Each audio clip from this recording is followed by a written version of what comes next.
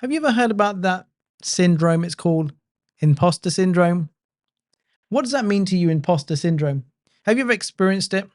Maybe when you're going out to do something, to maybe even something like doing something for yourself, going out to dinner, treating yourself to something nice, maybe buying yourself that watch that you've always wanted, that car, a vacation, and you feel this level of maybe guilt. You feel like you don't deserve it. Now, here's the thing. We've got to understand, what does that even mean, imposter syndrome? So I pulled up my phone here, and on Google it says imposter syndrome is a behavioral health phenomenon described as self-doubt or of intellect, skill, or accomplishments among high achievers and individuals. Another one, a person doesn't feel comfortable. No, sorry, a person doesn't feel confident or competent regarding what they achieve. So I want you to really think about it. When was the last time, like when things were really starting to go good for you and you felt, you know what, I don't deserve this. And you maybe had some horrible thoughts about yourself. Maybe you done something in the past that maybe you hurt somebody, you did something wrong, and you still feel guilt for that. And then every time something good is about to happen, you start to remember, you know what, I remember this when I done that, or when I lost a lot of money, when the house got repossessed. I don't deserve this. I'm a bad person. Now, we never get taught about what imposter syndrome is. So it's simply, very simple. It's an identity thing, right? So we have an identity. I talk about self-image a lot. So inside that self-image, you have this concept of yourself, of the type of person that you believe you are. And now this concept is always at the forefront of your mind when you come to doing something that you've never done before. You're making decisions to improve your life, and you start to win. You start to see progression happen in your business, in your life, in your relationships, and all of a sudden you start to self-sabotage. That's another topic altogether, right? So self-sabotage is coming from your self-image, like the beliefs that you have about yourself. If they're not congruent with what you want to achieve, you're going to find that you'll always self-sabotage yourself, making decisions. Say, I spoke to a couple this morning, great couple, and exactly to tell me exactly what they don't want, all the things that are not right, and how life isn't going great, and the business and all that kind of stuff. And they said, look, we suffer from self-sabotage. Now, the self-sabotage is at play all the time. So I said to them that you got to make a decision that you don't want to be there anymore, because even you deciding not to do this, even though you need to do this, you got the money's not the issue. The decision is the issue here. I said, so look, here's the thing. You're self-sabotaging. The way of you making decisions is sabotaging you moving forward. Self-sabotage shows up in many, many different ways. Imposter syndrome, right? So you don't believe that you should be there. You're imposing at someone's party. Let's say I'm an imposter. You know, I shouldn't be here, but what am I doing here? Think about that. I shouldn't be here, but what am I doing here? And then you try to eliminate yourself. You try to go back and start to undo all the good work that you've done. I remember when I first started to really experience this, you know, I started to get some results, and I started to think about all the times I lost all the money, all the bad things that happened, all the decisions that I made that weren't good. And I'm like, you know what? Fucking, I don't deserve this. You ever said, I don't deserve this? Then you moan when good things don't happen to you. And all hell breaks loose. All things start to happen to you over and over again, things that you don't want happening to you.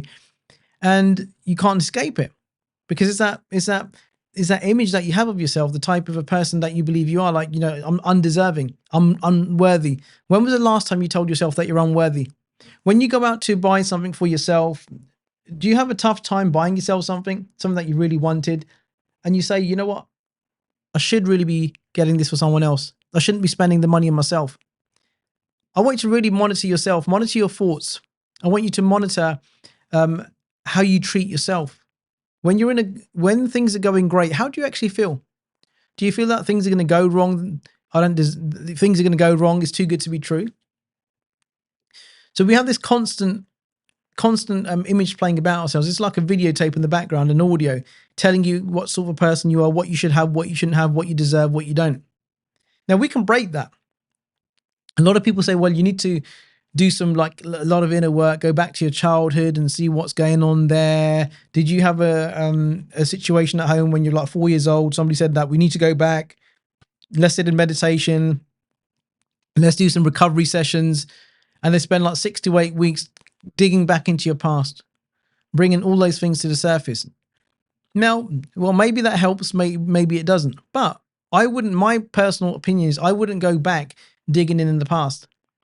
I would be looking at, hey, listen, what type of a person do I want to become? What do I want to experience? How do I want to feel?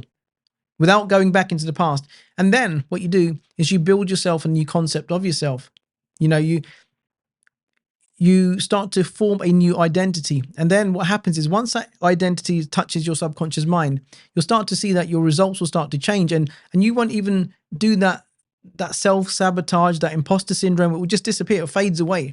But the problem is everybody who's suffering with this, all they do is focus on the imposter syndrome. I've got imposter syndrome. I've got imposter syndrome. And what happens is it just goes deeper and deeper. That imposter syndrome just becomes a stronger condition. So why would you want to do that?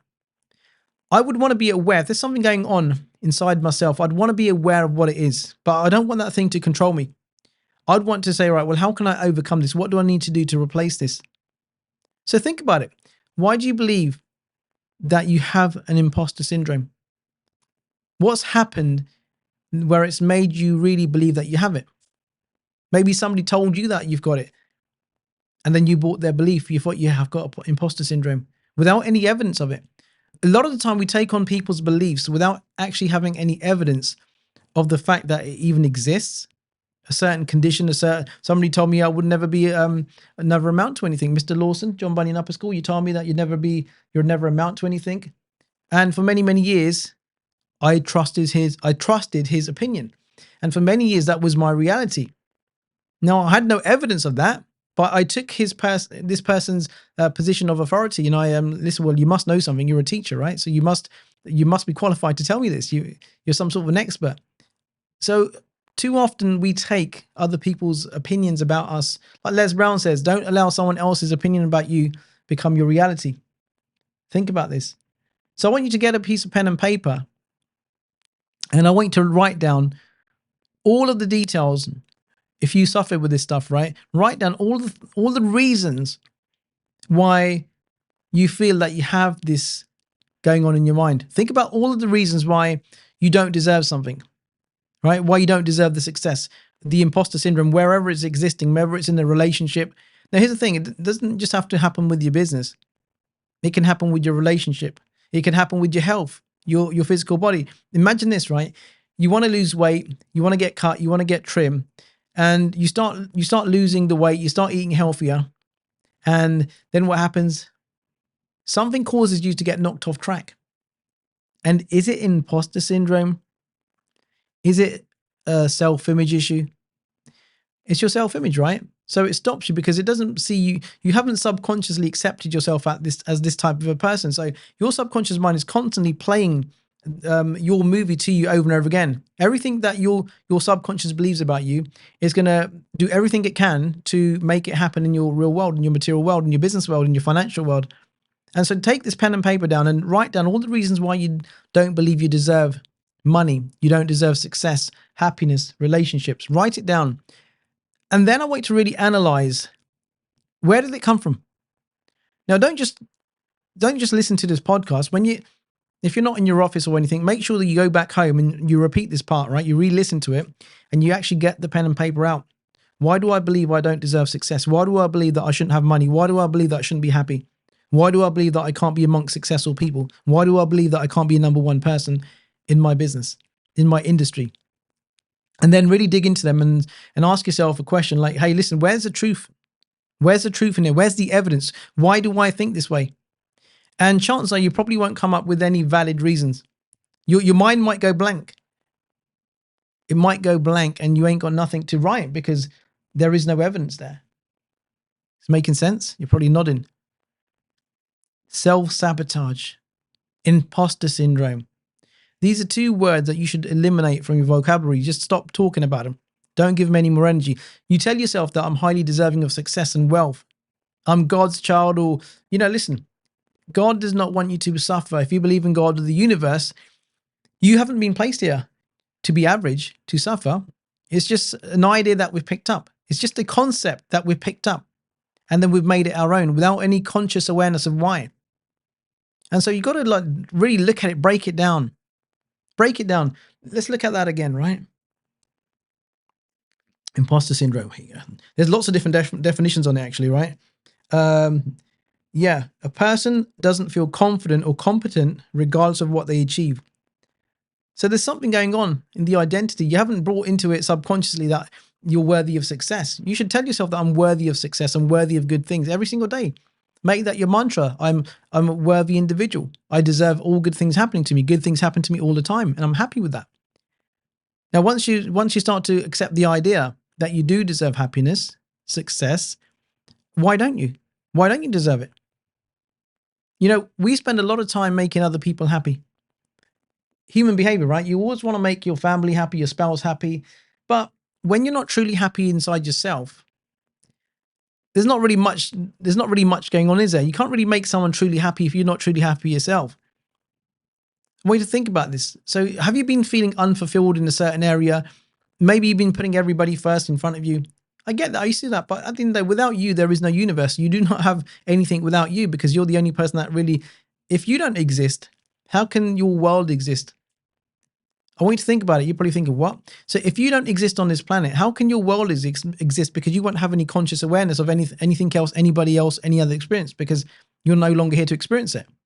So you've taken yourself out of that experience, so you no longer have that experience. So why not experience your best concept of yourself?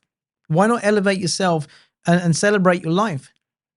Why not understand that you have a purpose on this world and start to fulfill that? Now, you can't fulfill your purpose if you don't think much of yourself, because you won't be going out there and doing as much as you can. Right? You got to think highly of yourself. So make a decision today. Say, you know what? Today, I'm going to be my number one fan. Ain't nothing wrong with that. Here's the other thing.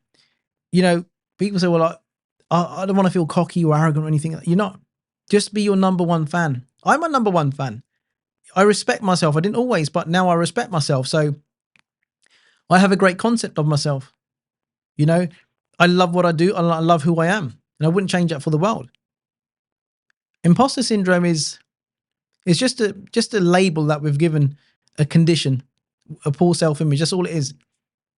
We all deserve abundance. Okay? So really think about how that's affecting your life.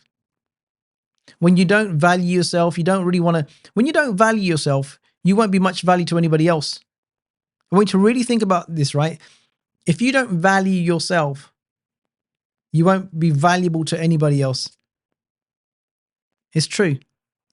So how can you start to value yourself more? How can you start to appreciate yourself more? Celebrating some of your wins when you have some success. You know, you should always like really celebrate that success. You say, you know what, I've done this. I've made an achievement. Now, the more you start doing that, the more your concept will get stronger of yourself. This is what I do in my inner circle. Like every call we have, I'm like, you know, come and start with a win. And your win doesn't have to be like I've made like $10,000 in like 1 hour. Your win could be literally anything, right? So you want to start getting used to celebrating those wins that you have. And what happens, your subconscious mind starts to accept, I'm winning.